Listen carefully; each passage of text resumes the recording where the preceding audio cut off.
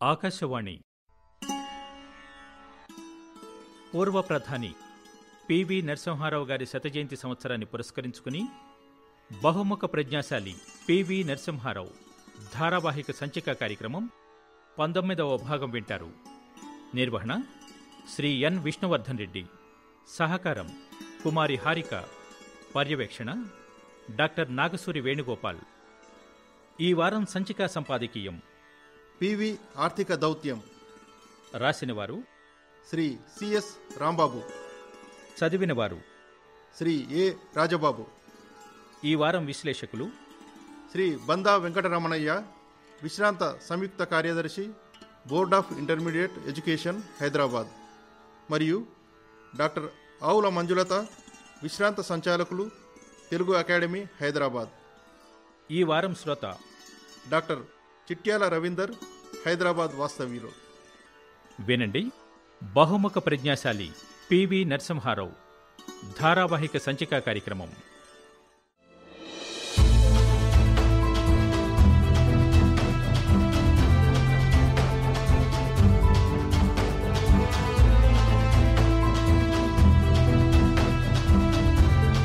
బహుముఖ ప్రజ్ఞాశాలి పివి నరసింహారావు.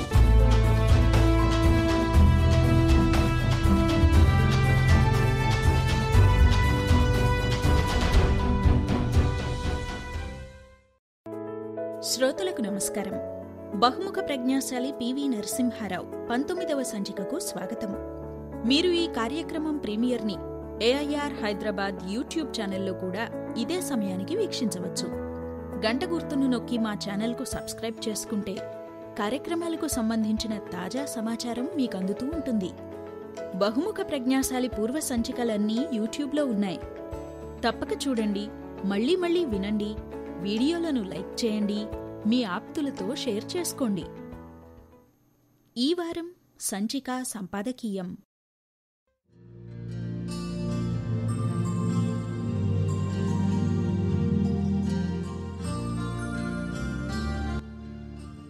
భారతదేశ చరిత్రలో ఆర్థికాన్ని, దౌత్యాన్ని కలిపి ముడివేసిన తొలి ప్రధాని పివి.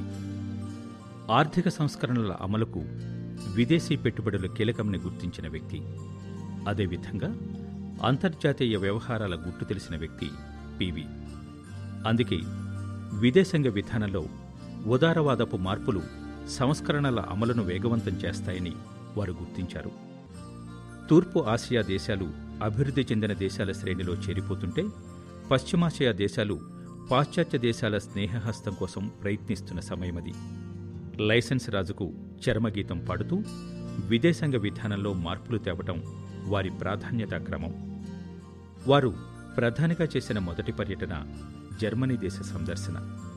ఆ పర్యటనలో భారతదేశం ఎందుకు పెట్టుబడులకు అనుకూలమో వివరించారాయన. మరో ముఖ్యాంశాన్ని కూడా ఇక్కడ గమనించాలి. ఇజ్రాయెల్తో పూర్తిస్థాయి సంబంధాలున్నట్లయితే అమెరికాతో సత్సంబంధాలు ఏర్పడటానికి మార్గం సుగమం అవుతుందని తొందరగా గ్రహించారు పివి. దాని ఫలితమే 1992 జనవరిలో ఇజ్రాయెల్తో పూర్తిస్థాయి దౌత్య సంబంధాలు ఏర్పడటం. అనంతరం దానిని సమతుల్యం చేసేందుకు ఇరాన్ను అధికారికంగా సందర్శించాలని నిశ్చయించుకున్నారు. పివి ప్రధానిగా ఉన్న సమయం నుంచే భారత్ ఇజ్రాయెల్ సంబంధాలు బలపడ్డాయని గుర్తించాలి. అయితే దాని ప్రభావాన్ని అరబ్ దేశాలపై పడనీయలేదు వారు. అది వారి సునిశిత దృష్టికోణాన్ని సూచిస్తుంది. ముందే చెప్పుకున్నట్లు ఉదారవాద ఆర్థిక విధానాలను ప్రవేశపెట్టడం వలన విదేశీ పెట్టుబడుల ఆవశ్యకత ఏర్పడింది. అందుకు అనువైన ఆర్థిక దౌత్యనీతిని రూపొందించాల్సిన ఒక అవసరతను గుర్తించిన తొలి ప్రధాని పివి. దానికి అనుగుణంగానే విదేశాలలోని భారతీయ దౌత్య కార్యాలయాలు అన్నింటికీ ఒక నోట్ పంపించారు. విదేశీ పెట్టుబడులను ఆకర్షించే ప్రయత్నాలు జరగాలన్నది ఆ నోట్ సారాంశం. జర్మనీ, ఇరాన్ దేశాల పర్యటనలో వ్యాపారవేత్తలు కూడా ప్రధాని అయిన పివి వెంట ఉండటం గమనిస్తే, ఒక నిర్ణయాన్ని తీసుకున్న తర్వాత దాని అమలుకు వారెంత కట్టుబడి ఉంటారో మనకు విశదమవుతుంది. ఇంకొక విషయం కూడా ఇక్కడ చెప్పుకోవలసి ఉంటుంది. అంతర్జాతీయ దౌత్యం సున్నితమైనది, చతురతతో కూడినదని పివికి తెలుసు. అందుకే కీలకమైన నిర్ణయాలనెప్పుడు తనే స్వయంగా తీసుకునేవారు. అధికారులకు వదిలేసేవారు కాదు. వారు ప్రధానిగా ఉన్న కాలంలో అటువంటి దృష్టాంతాలు అనేకం. 1993లో వారి చైనా పర్యటనలోనే భారత చైనా సరిహద్దు ప్రాంతాల శాంతి పరిరక్షణ ఒప్పందం కుదిరింది. దేశ దౌత్యానికి సంబంధించిన సమస్యల పట్ల వారికి లోతైన అవగాహన ఉండేది. ఆ అవగాహనే మన దేశ వాణిజ్యాన్ని విస్తరించింది. పివి ప్రధానిగా సాధించిన మరో విజయం వారి లుక్ ఈస్ట్ పాలసీ.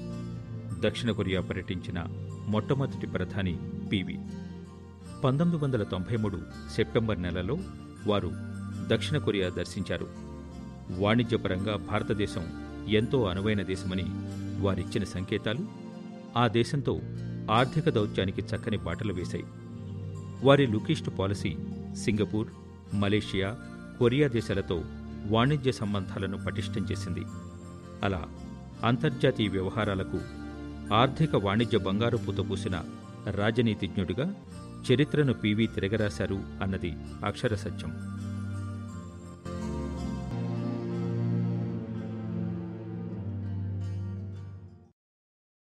భారతదేశంలో ఒకప్పుడు అందరికీ విద్య అనేది ఒక నిజం కాని కల. 1968లో జాతీయ విద్యా విధానం ప్రతిపాదించిన అంశాల వల్ల ప్రతి 300 మంది జనాభాకు ఒక పాఠశాల ఏర్పడింది. అటు తర్వాత మూడంచెల విద్యా విధానంలో భాగంగా ఇంటర్మీడియట్ ఏర్పడింది. ప్రభుత్వేతర విద్యాసంస్థలు ఏర్పడ్డాయి. అప్పటి విద్యాశాఖ మంత్రి పివి నరసింహారావు నూతన విద్యా విధానాల అమలు తీరుకు, నాణ్యమైన విద్యను అందించే ప్రణాళికకు వారు బీజం వేశారు. నవశకానికి నాంది పలికారు. 1971లో ఏర్పడ్డ బోర్డ్ ఆఫ్ ఇంటర్మీడియట్ ఎడ్యుకేషన్లో 1973 నుంచి సేవలందించారు బందా వెంకటరమణయ్య గారు. పివి రాజకీయ దక్షతను, భాషా ప్రావీణ్యాన్ని కొనియాడుతున్నారు బోర్డ్ ఆఫ్ ఇంటర్మీడియట్ హైదరాబాద్ విశ్రాంత సంయుక్త కార్యదర్శి శ్రీ బందా వెంకటరమణయ్య. శ్రీ పివి గారి రాజకీయ దక్షతను పరిశీలిస్తే, వారి గొప్పతనాన్ని గురించి ఆలోచిస్తే అనేక విషయాలు స్ఫురణకు వచ్చి శ్రీ పివి గారి జీవితం మహోన్నతమైనదిగా భావిస్తూ ఒక భారతీయ పౌరునిగా నా అభిప్రాయాలను మీ ముందుంచే ప్రయత్నం చేస్తాను. శ్రీ పివి గారు తెలుగువారు, తెలంగాణ ప్రాంత ముద్దుబిడ్డ.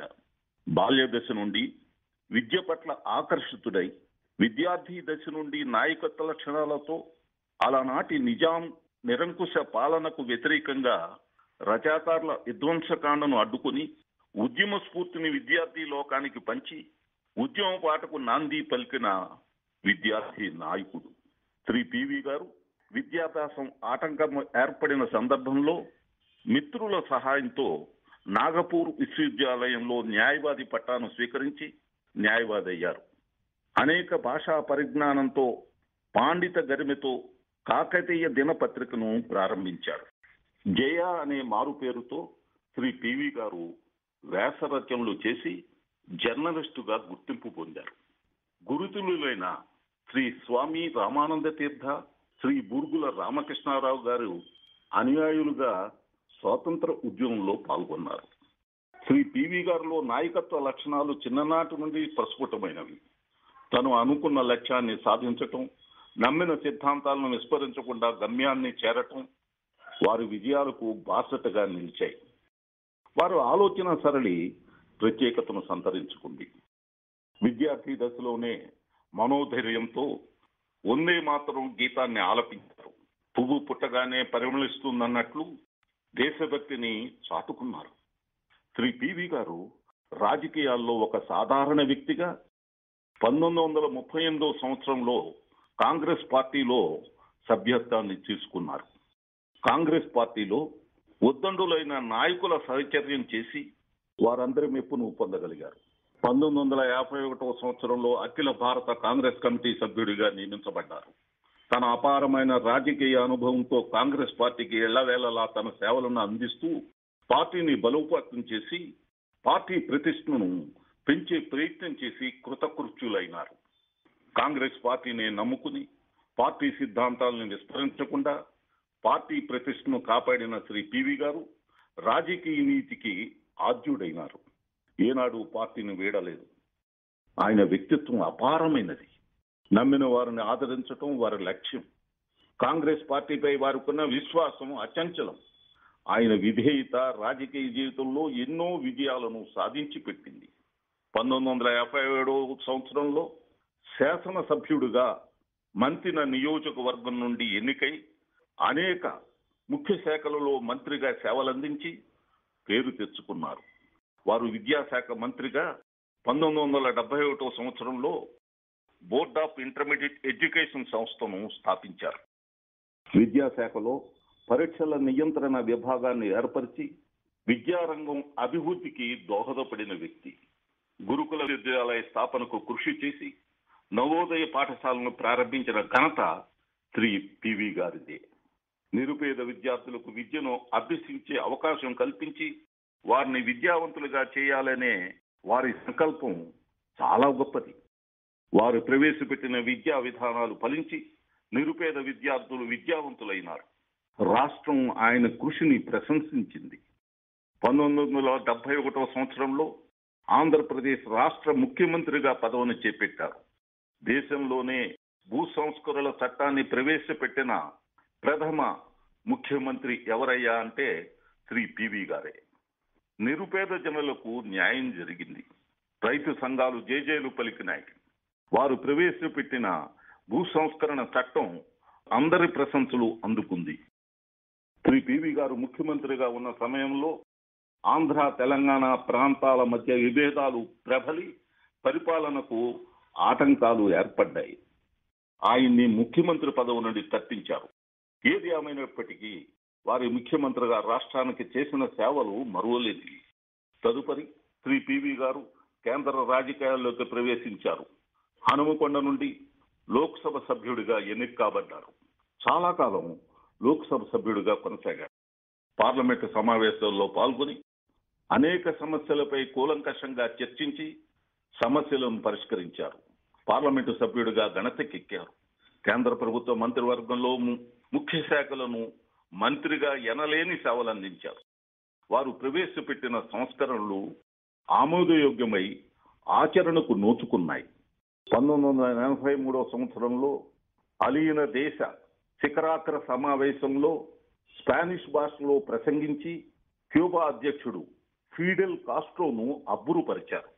శ్రీ పివి గారు కొంతకాలం రాజకీయ నిర్లిప్తతతో కాలం వెళ్లబుచ్చిన సమయంలో 1991 సంవత్సరంలో శ్రీ పివి గారిని భారతదేశ ప్రధానమంత్రిగా ఎన్నుకున్నారు. ప్రధానమంత్రి అయిన తర్వాతే పార్లమెంటు సభ్యుడిగా ఎన్నుకోబడ్డారు. మాజీ ప్రధానమంత్రి శ్రీ రాజీవ్ గాంధీ హత్యానంతరం రాజకీయం సంక్షోభంలో పడి భారతదేశ ప్రధాని ఎవరన్న ప్రశ్న ఉత్పన్నమవటంతో దక్షిణ దేశ ప్రాంతం నుండి శ్రీ పివి గారి పేరును ప్రతిపాదించి ప్రధానమంత్రిగా చేశారు. దక్షిణ భారతదేశం నుండి ఎన్నికైన తొలి ప్రధాని శ్రీ పివి గారే. పివి గారి ఘనమైన రాజకీయ జీవితం, ఆయనకు కాలం నేర్పిన అనుభవం, బహుభాషా పరిజ్ఞానం, రాజకీయ నీతి అన్ని వెరసి శ్రీ పాములపర్తి వెంకట నరసింహారావు గారిని ప్రధానమంత్రి పదవికి అర్హతను సంపాదించి పెట్టాయి. వారు సాధించిన విజయాలు దేశ ఆర్థిక వ్యవస్థను సరైన మార్గంలోకి మలిచి ఆర్థిక సంక్షోభం నుండి విముక్తి కలిగించిన ఆర్థికవేత్త. అనేక సంస్కరణలకు బీజం వేశారు. ఈనాటికి వారు ప్రవేశపెట్టిన సంస్కరణలే దేశ ప్రగతికి ఆధారం. అందువలనే శ్రీ పివి గారిని భారతీయులందరూ ఆర్థిక సంస్కరణల పితామహుడుగా పేర్కొంటారు. దేశ సమగ్రతను దెబ్బతీసే తీవ్రవాదులను ఉక్కుపాదంతో అణగదొక్కిన ధీశాలి. శ్రీ పివి గారు ప్రవేశపెట్టిన అణుపరీక్షల కార్యక్రమాన్ని 1998 సంవత్సరంలో మాజీ ప్రధాని శ్రీ వాజ్పేయి ప్రభుత్వం అమలు చేసింది. ఈ విషయాన్ని శ్రీ వాజ్పేయి గారే స్వయంగా ప్రకటించారు. వర్తమాన కాలానికి అనుగుణంగా కంప్యూటర్ పరిజ్ఞానాన్ని పరిశోధించి ఆధునిక కాలంలో కంప్యూటర్ను వినియోగించే పద్ధతిని ప్రవేశపెట్టిన ఘనత శ్రీ పివి గారిదే. దేశానికి మాజీ ప్రధానమంత్రులందరూ అందించిన సేవల కంటే శ్రీ పివి గారు అందించిన సేవలు, సంస్కరణలు, దేశ భద్రతకు తీసుకున్న చర్యలు ప్రశంసనీయమైనవిగా గుర్తించబడ్డాయి. వారు అందించిన సేవలకు శ్రీ పివి గారిని స్మరించుకొని వారి శత జయంతి ఉత్సవాల సందర్భాన్ని పురస్కరించుకొని వారికి నివాళులు అర్పించటం ప్రతి భారతీయుని విధి. శ్రీ పివి గారిని స్మరించుటకు ఎంతకాలమైనా సరిపోదు. వారి జీవితానుభవాలను రచనా వ్యాసంగాలతో మాత్రమే గ్రంథ రూపంలో నిక్షిప్తం చేయగలం. శ్రీ పివి గారు భారతీయులలో మహోన్నతమైన వ్యక్తి. దేశ ప్రగతికి పునాదులు వేసి దేశ ఔన్నత్యాన్ని ప్రపంచానికి చాటి చెప్పిన నిజమైన భారతీయుడు శ్రీ పివి గారు. అందుకే గౌరవ శ్రీ పివి గారిని భారతరత్న బిరుదుతో సత్కరించుకుంటే సముచితమైన నిర్ణయమని భారతీయులందరూ భావిస్తారు. భారతదేశానికి అత్యుత్తమ సేవలందించిన మన ప్రియతమ పాములపర్తి వెంకట నరసింహారావు గారిని భారతరత్న బిరుదుతో సత్కరించి వారి గౌరవాన్ని కాపాడుకోవలసిన బాధ్యత ప్రస్తుత ప్రభుత్వం తీసుకోవాలని భారతీయులందరూ ఆకాంక్షిస్తున్నారు.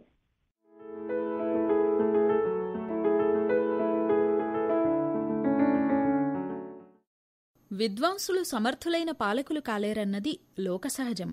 కాని దీనికి పూర్తిగా విరుద్ధమైన ఉదాహరణ పివి నరసింహారావు గారు. వారు రాజకీయాల్లోకి వెళ్లి ఉండకపోతే భారతీయ సారస్వతం మరింత పరిపుష్టం అయుండేదని అభిప్రాయపడుతున్నారు తెలుగు అకాడమీ పూర్వ సంచాలకులు, తెలుగు విశ్వవిద్యాలయ పూర్వ ఉపాధ్యక్షులు డాక్టర్ ఆవుల మంజులత గారు.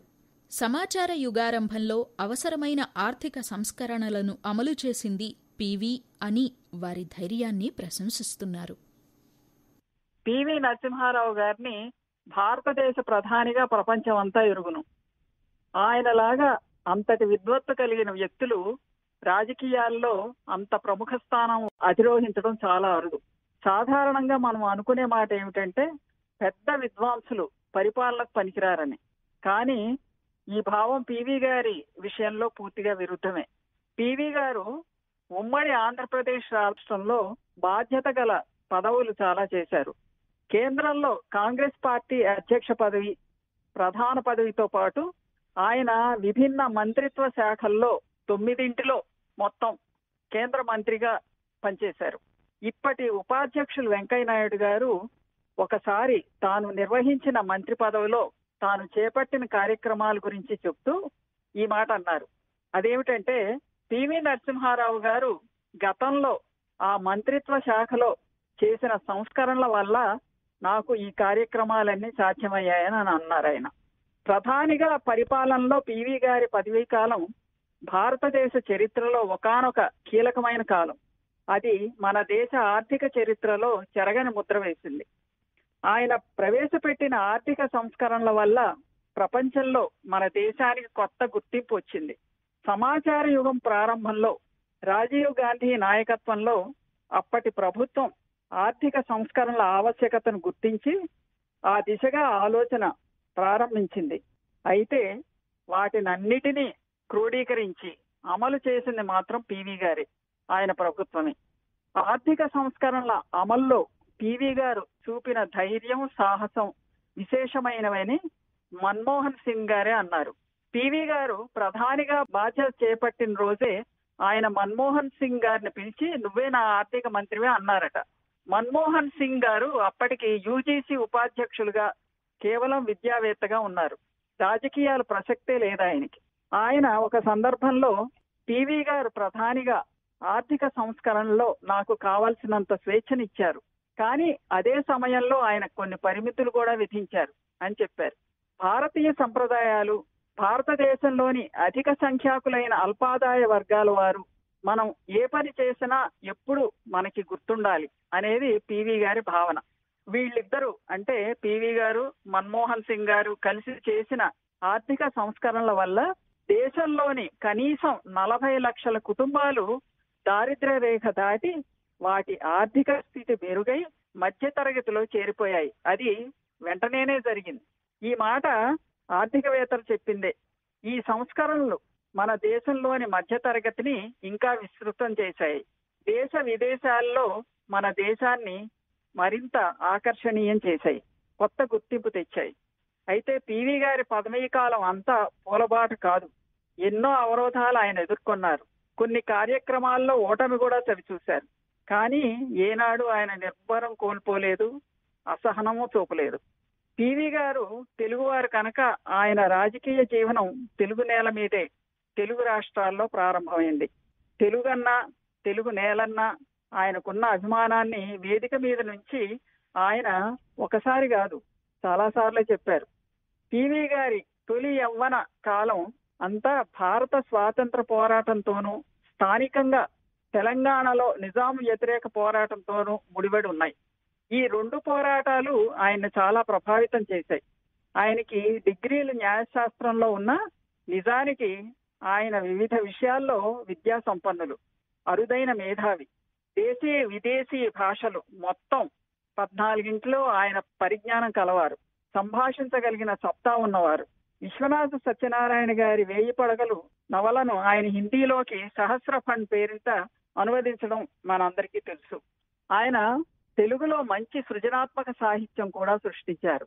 ఆయన మొదటి కథానికే గొల్ల రామవ్వ.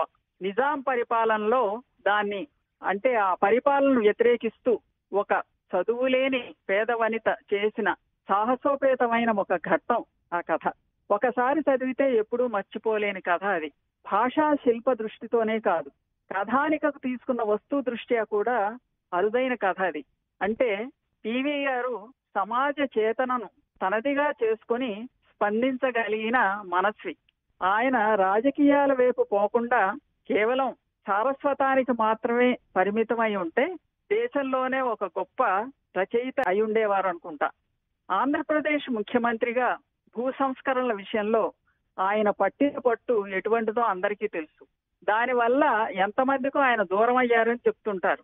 చివరికి రాష్ట్రానికి కూడా దూరం అయ్యారని కొందరు అంటారు. అయితే పివి గారు ఇంత గొప్ప విద్యా సంపన్నులైనా, పెద్ద పెద్ద పదవులు నిర్వహించినా, ఘనకార్యాలు సాధించినా కూడా ఆయన నిరాడంబరులు, నిగర్వి. తాను సాధించిన విషయాలు కూడా ఆయన ఎప్పుడు గొప్పగా చెప్పుకోలేదు. బహుశా ఆయనకి గుర్తింపు రాకపోవడానికి అదే కారణమై ఉండొచ్చు. ఇది నా వ్యక్తిగతమైన అభిప్రాయం.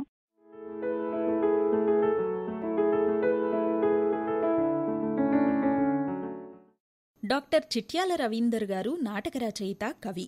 హైదరాబాదులో ఉంటారు. పివి నరసింహారావు గారికి కవితా జ్యోతలర్పిస్తున్నారు. నేనున్నానన్న నారసింహుడు. దాక్షిణాత్య ప్రథమ ప్రధాని, బహుముఖ ప్రజ్ఞాశాలి, జ్ఞాననిధి, బహుభాషల్లో సాహిత్య కోవిదుడు, అనుభవైక దౌత్యుడు, సహస్ర ఫణమైన గొల్ల రామవ్వ కథయైన సాహితీ గగన వీధిలో నడిచిన గాంధర్వుడు. అపర చాణక్యుడిలా అతడి నాయకత్వం జాతి ఎప్పుడూ మరవని సత్యం. అనిత సాధ్యం అతని రాజకీయ ప్రస్థానం. కుప్పకూలిన ఆర్థిక స్థితిని గాడిలో పెట్టినాడతడు. ఆశలుడిగిన జాతికి ఆత్మవిశ్వాసం అందించాడు. లైసెన్స్ రాజును పురోగమన దిశగా మార్చాడు. మైనారిటీ ప్రభుత్వాన్ని మేటిగా నడిపాడు. అతను సమర్థ నేత, ఓ స్ఫూర్తి ప్రదాత, ఉన్నత జాతి నిర్మాత, జాతి తీరుతెన్నులు మార్చిన విధాత. అతనికిదే సవినయ జోత.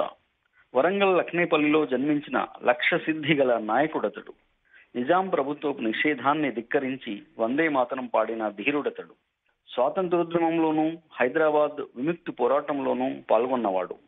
ముఖ్యమంత్రిగా పీఠమెక్కగా అసమ్మతి తలెత్తగా దాని కొమ్ములనచిన మేధావతడు. ప్రధాని పదవి అనుకోకుండా వరించినా జాతిని విశ్వ యవనికపై ఖ్యాతిగా నిలబెట్టినాడతడు.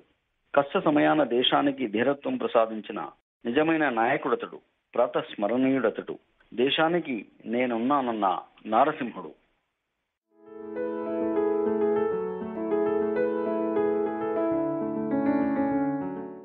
విన్నారుగా? మీరు ఇలా పివి నరసింహారావు గారితో మీకున్న పరిచయం, వారితో మీ జ్ఞాపకాలు, వారి బహుముఖీన వ్యక్తిత్వం మీకు కలిగించే ప్రేరణ, వీటి గురించి మాట్లాడాలనుకుంటే pvnrairhyd@gmail.com అనే ఈమెయిల్కు మీ పూర్తి వివరాలు తెలియజేయండి. లేదా Janavani, care of station director, Akashvani, Saifabad, Hyderabad 500004 అనే చిరునామాకు లేఖ రాయండి. వచ్చేవారం మరో ప్రముఖునితో పివి నరసింహారావు గారి బహుముఖీన వ్యక్తిత్వంలో మరో కోణం గురించి చర్చించుకుందాం. నమస్తే.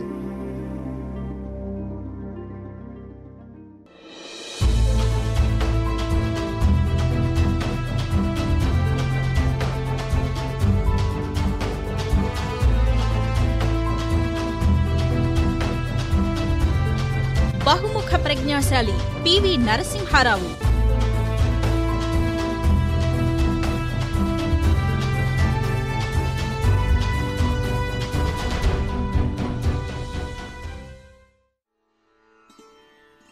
ఇంతవరకు మీరు పూర్వ ప్రధాని పివి నరసింహారావు గారి శతజయంతి సంవత్సరాన్ని పురస్కరించుకుని బహుముఖ ప్రజ్ఞాశాలి పివి నరసింహారావు ధారావాహిక సంచికా కార్యక్రమం 19వ భాగం విన్నారు. ఈ వారం సంచికా సంపాదకీయం పివి ఆర్థిక దౌత్యం. రాసినవారు శ్రీ సిఎస్ రాంబాబు. చదివినవారు శ్రీ ఏ రాజబాబు. ఈ వారం విశ్లేషకులు శ్రీ బందా వెంకటరమణయ్య, విశ్రాంత సంయుక్త కార్యదర్శి, board of intermediate education, Hyderabad. మరియు డాక్టర్ ఆవుల మంజులత, విశ్రాంత సంచాలకులు, తెలుగు అకాడమీ, హైదరాబాద్. ఈ వారం శ్రోత డాక్టర్ చిట్యాల రవీందర్, హైదరాబాద్ వాస్తవ్యులు. నిర్వహణ శ్రీ ఎన్ విష్ణువర్ధన్ రెడ్డి. సహకారం కుమారి హారిక. పర్యవేక్షణ డాక్టర్ నాగసూరి వేణుగోపాల్. ఈ కార్యక్రమం ఆకాశవాణి హైదరాబాద్ కేంద్ర సమర్పణ.